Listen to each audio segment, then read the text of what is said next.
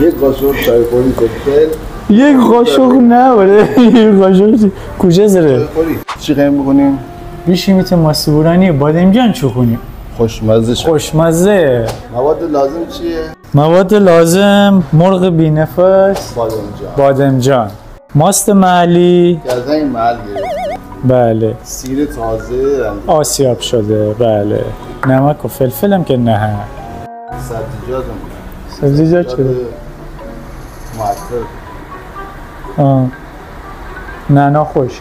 سبزیجات نعنا خشک یعنی خب قبل از هر چیز این بادمجانانه چی کنیم آسیا؟ کبابی کنیم که قبلا نمان این کار انجام بدهیم. نه له شده گوشت خورده. نه چی بکنم آسیا؟ دو کنم درون؟ دو کنم داخل ظرف. قبل از هر چیزی این بادمجان آسیا چی کنیم؟ گوشت بزنیم قشنگ له کنیم. له به آسیا این کامل له بوسته. الان چیه من اضافه کنم؟ سیر له شده اضافه کنیم. سیر له شده همه اضافه کنم یا کجا زکه؟ لس میشه. الان نمک فلفل بزنم.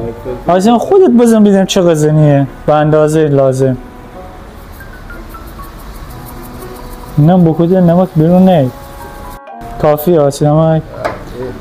کجا زدیم نمک فلفل با اضافه کنیم. بعد ما رو نگی چقدر با اضافه کنیم ها؟ همین اندازه گرم بیرون. همین. کجا زدیم نمک؟ کجا زدیم فلفل دو کنیم بله. ماست اضافه کن. میره چش. کجا زده چو دو کنم یا همه یو دو کنم؟ همه یو دو کنده. همه یو دو کنم.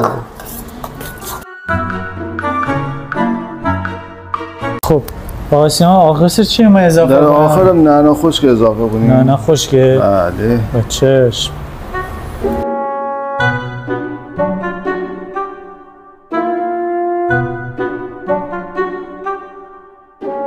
اما خودکار درون با عشق غذای چو کنیم؟ شما با دل و جان میل بفرمایید مشتری عزیز. به به.